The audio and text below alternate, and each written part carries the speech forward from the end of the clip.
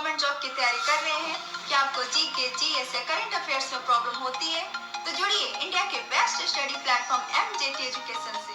Download कीजिए MJT app, जहां आपको मिलेगा स्टैटिक जीके, स्पेशल जीके और करंट अफेयर्स की videos, PDF, quizzes, audio revision बिल्कुल फ्री में, और साथ ही अपकमिंग एग्जाम के मॉक टेस्ट, ई बुक्स और स्टडी मटेरियल्स। तो देर किस बात की, download the MJT app now. नमस्कार दोस्तों, मैं सुमित मिश्रा स्वागत करता हूं एक बार फिर से आप सभी का Mishra ji technical YouTube channel में। दोस्तों आज है 28 अक्टूबर और 28 अक्टूबर 2020 के करंट अफेयर के सभी इंपॉर्टेंट क्वेश्चंस को लेकर मैं आ चुका हूं आपके सामने। बहुत ही अच्छे से एक्सप्लेन किया गया है सभी क्वेश्चन। पूरी वीडियो ध्यान से देखिएगा। अगर आप किसी भी एग्जाम की तैयारी कर रहे हो तो यहाँ से क्वेश्चन बनने के बहुत ज्यादा चांसेस हैं। तो दोस्तों वीडियो को जल्दी से कर दीजिए लाइक और शेयर कर दीजिए अपने दोस्तों के साथ। चैनल पर नए आए हैं तो चैनल को सब्सक्राइब कर लेना, बेल आइकन को प्रेस कर लेना, जिससे आने वाली वीडियोस का भी नोटिफिकेशन आपको मिलता रहे। साथ ही दोस्तों इसकी क्विज आपको मिल जाएगी एमजेटी ऐप पर, तो आप लोग डेली क्विज सॉल्व करना मत भूला करो। और इसको इमेज फॉर्म में सारे क्वेश्चंस को देता हूं मैं टेलीग्राम ग्रुप पर, तो टेलीग्राम ग्रुप भी हमारा ज्वाइन कर लो। वहां पर इमेज फॉर्म में सभी क्वेश्चंस वन लाइनर के रूप में आपको मिल जाएंगे एक सिंगल इमेज में। चलिए बात करते हैं लास्ट डे के क्वेश्चंस को। लास्ट डे का पहला क्वेश्चन था हमारा, ग्लोबल इंटरनेट स्पीड इंडेक्स में कौन सा देश शीर्ष पर है? तो टॉप पर है दक्षिण कोरिया। अगला था, इनमें से कौन तेलंगाना के पहले मुख्यमंत्री रह चुके हैं? तो दोस्तों तेलंगाना के पहले और वर्तमान मुख्यमंत्री हैं के चंद्रशेखर राव। इन दोनों क्वेश्चंस के बारे में काफी लोगों ने डिटेल में आंसर किया था। चलिए बात करते हैं आज के दिन के पहले क्वेश्चन की। पहला क्वेश्चन है, हाल ही में किस देश ने भारत के साथ 2+2 लेवल की वार्ता की? ये बड़ा इंपॉर्टेंट क्वेश्चन है दोस्तों, पूरा डिटेल में समझिएगा। भारत ने अमेरिका के साथ 2+2 लेवल की वार्ता की है। 2+2 वार्ता मतलब 2 हमारे मंत्री रहेंगे और 2 अमेरिका के। ठीक है, कौन कौन मंत्री होंगे? एक रक्षा मंत्री, एक विदेश मंत्री हमारी तरफ से, एक रक्षा मंत्री, एक विदेश मंत्री अमेरिका की तरफ से। तो ये हुआ 2+2। ठीक है, तो रक्षा मंत्री राजनाथ सिंह, विदेश मंत्री एस जयशंकर जी थे हमारे भारत की तरफ से, और वहां के रक्षा सचिव मार्क टी एस्पर और माइक पोम्पियो, ये थे अमेरिका की तरफ से। तो इन सब की मिलकर के एक मीटिंग हुई भारत में 2+2 वार्ता जिसे कहेंगे। इस 2+2 वार्ता में दोस्तों 5 बहुत ज्यादा important, very most important defence deal हुई है। इनके बारे में हम लोग डिटेल में जानेंगे। ठीक है, अब इसमें पहला और सबसे इंपॉर्टेंट है दोस्तों BACA समझौता। BACA समझौता क्या है? BACA का फुल फॉर्म होता है basic exchange and cooperation agreement. इसके तहत होता यह है दोस्तों कि भारत और अमेरिका अब अपनी अपनी डिफेंस इंफॉर्मेशन शेयर कर सकेंगे एक दूसरे से, अपने अपने मिलिट्री बेस शेयर कर सकेंगे, ट्रेड बेस, एयर बेस, सब कुछ अपना अपना शेयर कर सकेंगे एक दूसरे से। अब इससे भारत को क्या फायदा होगा? भारत को फायदा यह है क्योंकि भारत के पास मिलिट्री बेस, एयर बेस वगैरह अन्य देशों में कम है, लेकिन अमेरिका एक ऐसा देश है जिसका लगभग दोस्तों हर एक देश में उसका अपना मिलिट्री बेस वगैरह बना हुआ है। ठीक है, जहां जहां पर जरूरत है इंडिया को और जहां जहां पर विवाद ज्यादा रहता है वहां पर अमेरिका अपना एयरबेस वगैरह बनाया रहता है। तो ऐसे में अगर इंडिया को कभी जरूरत पड़ी तो अमेरिका से ये BACA समझौता के तहत इंडिया वहीं से अपना हथियार वगैरह ले लिया करेगा। और एग्जांपल समझते हैं, एक मान लीजिए इंडिया कहीं पर अपना मिलिट्री ऑपरेशंस कर रहा है और वो काफी दूरी पर है भारत से। ठीक है, यानी कि भारत में वापस आकर के फ्यूल अगर मान लीजिए उसका खत्म हो जाता है या फिर हथियार वगैरह, वेपन्स वगैरह खत्म हो जाते हैं, तो वो वापस आकर के इंडिया में लेने में उसको काफी ज्यादा समय और दूरी का सामना करना पड़ सकता है।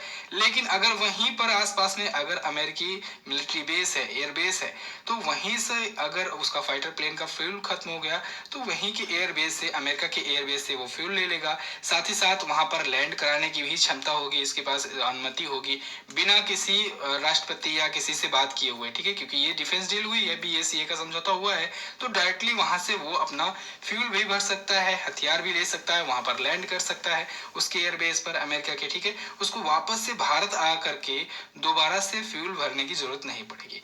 एक एग्जांपल समझिए।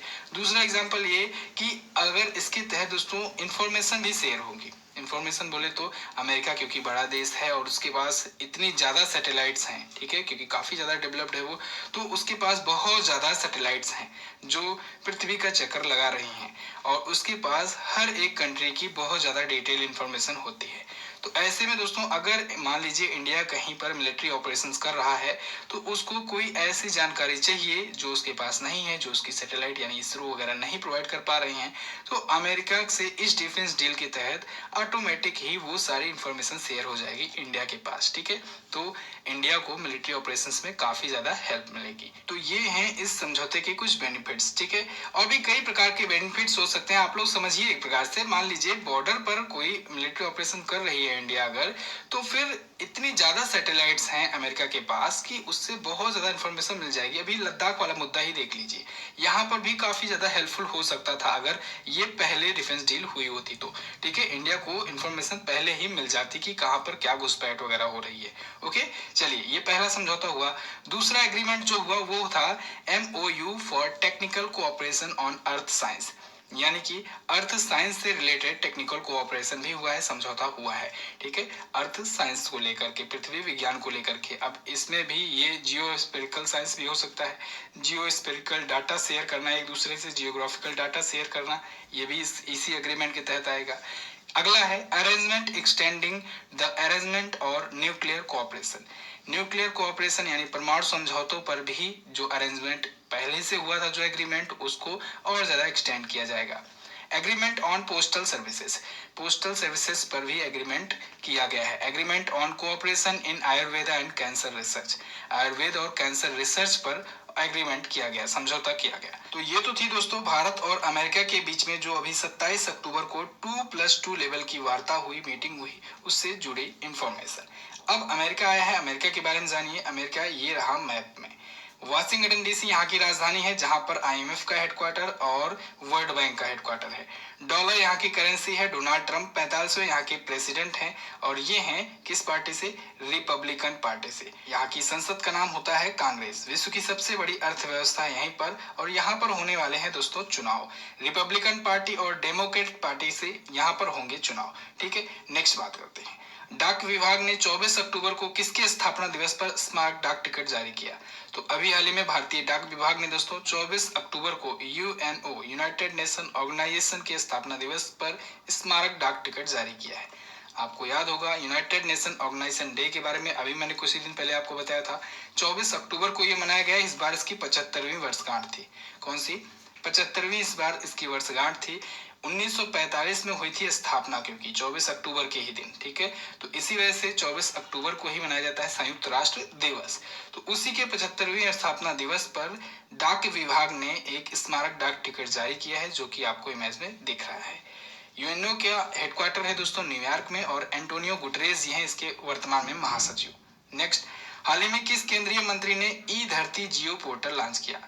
तो अभी हाल ही में दोस्तों केंद्रीय मंत्री हरदीप सिंह पुरी जी ने, किसने? हरदीप सिंह पुरी जी ने ई धरती जियो पोर्टल लॉन्च किया है। अब ये ई धरती जियो पोर्टल क्यों लॉन्च किया गया है?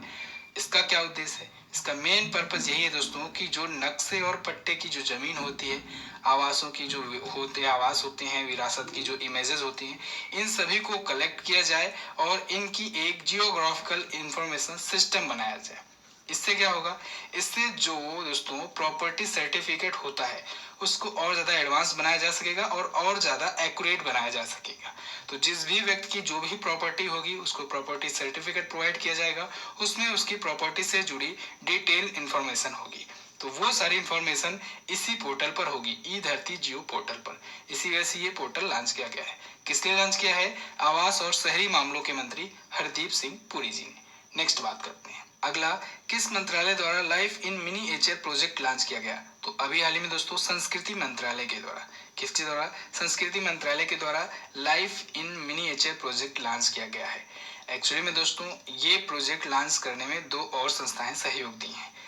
एक तो राष्ट्रीय संग्रहालय नेशनल म्यूजियम दिल्ली में जो है उसके सहयोग से, एक संस्कृति मंत्रालय के सहयोग से, और गूगल आर्ट्स एंड कल्चर के सहयोग से। तो इन तीनों ने मिल करके life in miniature project launch किया है। तो अभी हाल ही में संस्कृति और पर्यटन राज्य मंत्री प्रहलाद सिंह पटेल जी ने इसका उद्घाटन किया है, लाइफ इन मिनिएचर प्रोजेक्ट। अब इस प्रोजेक्ट के बारे में भी समझते हैं। होगा क्या दोस्तों कि अब गूगल आर्ट्स एंड कल्चर जो ऐप है, एक ऐप है गूगल आर्ट्स एंड कल्चर, उसी ऐप पर ऑनलाइन ही भारतीय वास्तुकला के और भारतीय आर्ट गैलरी के जो पेंटिंग्स होंगे, जो नेशनल म्यूजियम्स में रखी गई चीज़ें होंगी, उनकी फोटोज वीडियोज वगैरह सब कुछ इसी ऐप पर देखा जा सकेगा। ठीक है, online he Google arts and culture app पर। तो इसी वजह से ये लॉन्च किया गया है, जिससे भारतीय कल्चर को ऑनलाइन किया जा सके और वर्ल्ड वाइड किया जा सके। ठीक है, जो भी चीज़ें म्यूजियम में रखी गई हैं। नेक्स्ट, फोर्ब्स की वर्ल्ड बेस्ट एम्प्लॉयर लिस्ट 2020 में शीर्ष पर कौन है? तो दोस्तों फोर्ब्स ने अभी हाल ही में वर्ल्ड बेस्ट एम्प्लॉयर लिस्ट 2020 जारी की है, जिसमें टॉप पर है सैमसंग। सैमसंग है टॉप पर। सेकंड पर कौन है? सेकंड पर है दोस्तों अमेजॉन। थर्ड पर है IBM। फोर्थ पर है माइक्रोसॉफ्ट और फिफ्थ पर है LG। ठीक है, तो ये है फोर्ब्स की वर्ल्ड बेस्ट एम्प्लॉयर लिस्ट 2020। अच्छा, ये तो वर्ल्ड की हो गई। अभी फोर्ब्स ने दोस्तों इंडिया में भी जारी किया था, और इंडिया में मैंने आपको बताया था PSUs में कौन सा था टॉप पर PSU? NTPC। NTPC जो है वो पब्लिक सेक्टर अंडरटेकिंग्स में टॉप पर बना हुआ है। ठीक है, अब देखिए दोस्तों, सैमसंग से रिलेटेड ही एक और क्वेश्चन मैं आपको लिंक कर दे रहा हूँ, बहुत इंपॉर्टेंट है, इसको भी ध्यान रखिएगा। निधन से जुड़ा हुआ ये क्वेश्चन है। सैमसंग के अध्यक्ष ली कुन थे। कौन? ली कुन। इनका अभी हाल ही में निधन हो गया है, ली कुन का। ये दोस्तों सैमसंग के अध्यक्ष थे और साथ ही साथ दक्षिण कोरिया के सबसे अमीर व्यक्ति थे। तो इनका अभी हाल ही में निधन हो गया है। ये इंपॉर्टेंट क्वेश्चन है, इसको भी लिंक किया जा रहा है, आप लोग समझ रहिएगा, याद रखिएगा। सैमसंग दोस्तों दक्षिण कोरिया की कंपनी है। Next, federation of Indian fantasy sports का अध्यक्ष किसे बनाया गया? तो दोस्तों विमल जुल्का जी को federation of Indian fantasy sport का अध्यक्ष बनाया गया है। विमल जुल्का ये MP कैडर के, मध्य प्रदेश कैडर के 1979 बैच के IAS ऑफिसर हैं। इनको बना दिया गया federation of Indian fantasy sport का अध्यक्ष। 3 वर्षों के लिए इनको नियुक्त किया गया है। ये आए हैं जॉन लोफगेन की जगह पर। किसकी जगह पर? जॉन लोफगेन की जगह पर इनको बनाया गया है। दोस्तों कल डीले जी के टेस्ट का अगला सेट अपलोड हुआ है। प्रीवियस ईयर के क्वेश्चंस इसमें बताए जाते हैं, बहुत ही डिटेल में स्टैटिक जीके आपका तैयार कराया जाता है। तो आप लोग वो वीडियो भी देखा करो। शाम को आता है, डेली इवनिंग में, मंडे टू फ्राइडे आता है, और ये मंडे टू फ्राइडे ही चला करेगा। आप लोग इसके सभी पार्ट्स को देख लीजिए। दोस्तों अभी तक 15 सेट अपलोड हो चुके हैं। इसकी क्विज भी अपलोड हो गई है MZT ऐप पर। अगर आप इन सभी वीडियोस को देख लेते हैं, इसकी क्विज भी सॉल्व कर लेते हैं MZT ऐप पर, तो यकीन मानिए आप लोग स्टैटिक जीके में भी अपना एक अलग तरीके का कॉन्फिडेंस पाएंगे, और आप किसी भी एग्जाम को अगर सॉल्व करेंगे, प्रैक्टिस सेट को सॉल्व करेंगे, तो आपके काफी सारे क्वेश्चंस बनने लगेंगे। चलिए, तो आप लोग इन वीडियोस को जरूर देखिएगा, ऊपर प्लेलिस्ट का लिंक भी आपको मिल जाएगा। अगला क्वेश्चन देखते हैं, गिनी के तीसरी बार राष्ट्रपति कौन बने? तो गिनी गणराज्य के दोस्तों तीसरी बार प्रेसिडेंट बन गए हैं अल्फा कॉन्डे। कौन? Alpha Conde. इन्होंने अपने प्रतिद्वंदी सेलू डेलिन डायलो को हराया। किसे? सेलू डेलिन डायलो को हराया, और अब अगले 6 वर्षों के लिए एक बार फिर से बन गए हैं गिनी गणराज्य के राष्ट्रपति। गिनी आया है, इसके बारे में देखते हैं चलिए वर्ल्ड मैप में। तो दोस्तों ये रहा सबसे पहले हमारा प्यारा भारत।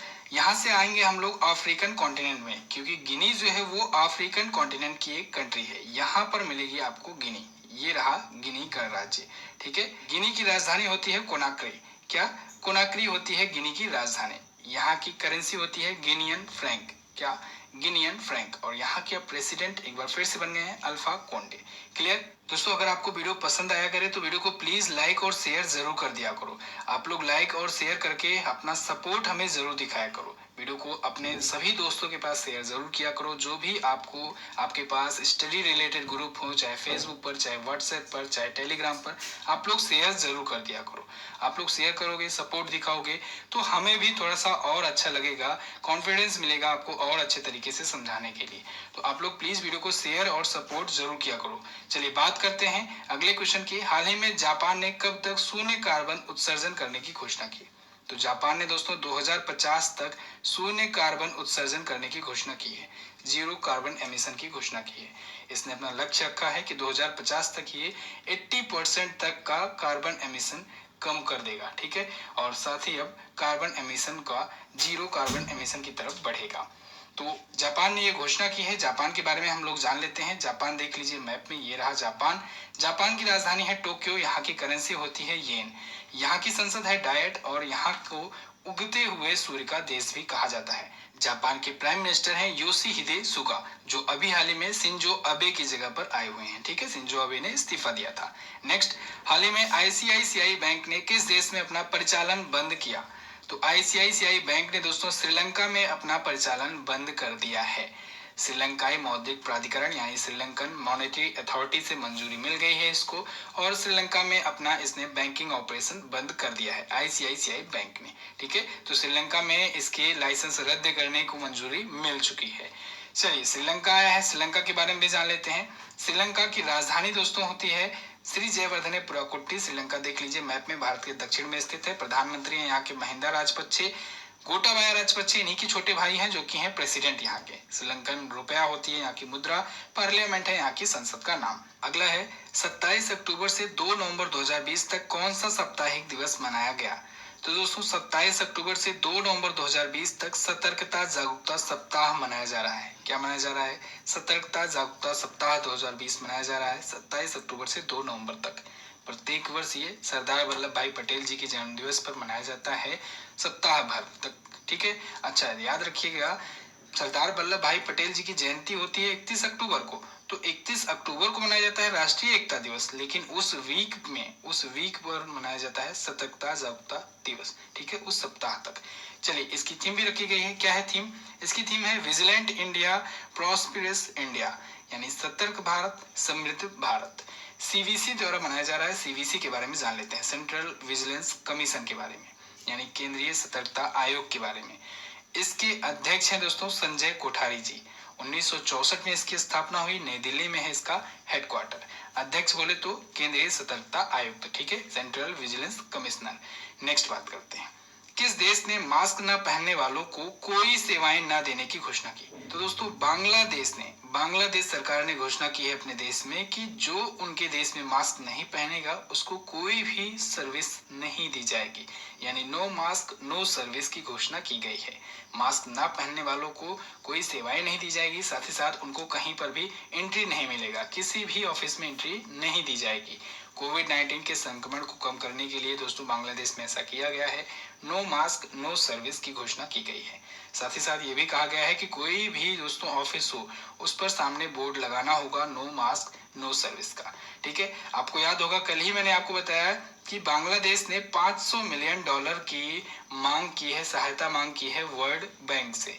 और कल ही आपको एक और पॉइंट रिवाइज कराया गया था कि प्रधानमंत्री मोदी जी इस बार 50वें स्वतंत्रता दिवस पर बांग्लादेश के मुख्य अतिथि होंगे। बांग्लादेश का स्वतंत्रता दिवस होगा तब। बांग्लादेश के बारे में जान लीजिए, अब्दुल हमीद दोस्तों यहाँ के हैं करेंट टाइम पर प्रेसिडेंट। शेख हसीना जी यहाँ के हैं प्राइम मिनिस्टर। ढाका है राजधानी, बांग्लादेशी टका होती है यहाँ की करेंसी। जातीय संसद होता है यहाँ की संसद का नाम। यहाँ की राजभाषा है बांग्ला, सबसे बड़ा नगर है ढाका। भारत का ही पड़ोसी देश है बांग्लादेश। क्लियर? तो बस दोस्तों ये तो थे हमारे आज के दिन के टॉप इंपॉर्टेंट करंट अफेयर के क्वेश्चंस। आई होप आपको काफी कुछ जानकारियां मिली होंगी, वीडियो पसंद आई होगी। वीडियो अगर पसंद आई है वीडियो को जल्दी से कर दीजिए लाइक, अपने दोस्तों के पास इसे शेयर कर दीजिए और इसकी क्विज जाइए एमजेटी ऐप पर सॉल्व कर लीजिए। अच्छा, आप लोग हमें कमेंट करके बताइए आज कि आपको एमजेटी ऐप पर नोटिफिकेशन मिल रहा है या नहीं। आप लोग कमेंट करके बताइए, क्योंकि कुछ इशू आ रहे हैं नोटिफिकेशन को लेकर के। एमजेटी ऐप से आपको नोटिफिकेशन प्रॉपर तरीके से मिल रहा है या नहीं, आप लोग प्लीज कमेंट करके हमें बताइए, जिससे मैं उसमें सुधार करवा सकूं। चलिए बात करते हैं क्वेश्चन ऑफ द डे की। आज का पहला क्वेश्चन है आपके लिए, दूध को दही में बदलने के लिए किस बैक्टीरिया का प्रयोग किया जाता है? कल ही मैंने आपको डेली जीके टेस्ट में बहुत ज्यादा डिटेल इन्फॉर्मेशन बताई है इसके बारे में, आप लोग सारी इन्फॉर्मेशन यहाँ पर राइट कर सकते हो। अगला, विश्व में सबसे ज्यादा बार फार्मूला 1 रेस जीतने का रिकॉर्ड किसके नाम है? दोनों क्वेश्चन बहुत ज्यादा इंपॉर्टेंट है, दोनों के बारे में आप डिटेल में काफी कुछ लिख सकते हो। आप लोग डिटेल में जरूर लिखा करो, और अगर आपको डिटेल में ना पता हो तो आप लोग एटलीस्ट आंसर जरूर कर दिया करो, जो भी क्वेश्चन पूछे जाए उनके आंसर जरूर कर दिया करो। चलिए दोस्तों, बस फिलहाल इतना ही रखते हैं वीडियो में। मिलते हैं नई वीडियो में अगले टॉपिक के साथ, तब तक के लिए नमस्कार, जय हिंद, वंदे मातरम।